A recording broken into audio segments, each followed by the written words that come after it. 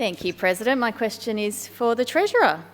The Victorian Government has shown a distinct lack of courage by ruling out decriminalisation of cannabis. Enforcing the criminalisation of cannabis with imprisonment, policing and the court system wastes $1.7 billion across Australia, which is $4.66 million per day. At the same time here in Victoria, our state debt will soon balloon to almost $200 billion.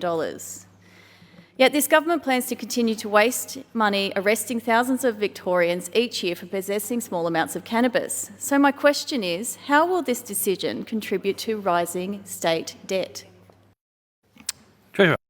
Thank you, President. I thank Ms Payne for her question. And I think I would like to pick up on your parts of your question in relation to the impact on people, and I want to talk about preventing and reducing drug harm in Victoria, because you talked about the money that harm can cause, but also the money that we invest in prevention and health initiatives. And my advice is that since 2014, our government has invested $3.3 billion in drug and alcohol treatment support and harm minimisation initiatives, obviously sitting alongside substantive legislative reform that I know you're very supportive of in relation to medical cannabis and some of the other work that we've been talking to you about in relation to driving and the like. There is always opportunity to continue conversations with crossbench members and other members in the House about things that are important to them.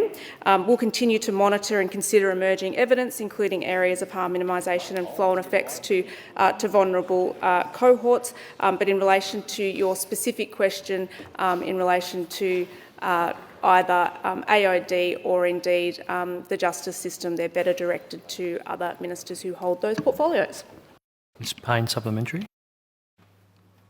Thank you, President. I thank the Treasurer for her response, and I note that the greatest harms caused by the criminalisation of cannabis is actually that interaction with the criminal justice system. But by way of supplementary, the government's failure to decriminalise cannabis ensures the profits of this billion-dollar market are kept in criminal hands. So will the Treasurer advise why their government has decided to give criminal enterprises millions of dollars rather than the Victorian people? Treasurer.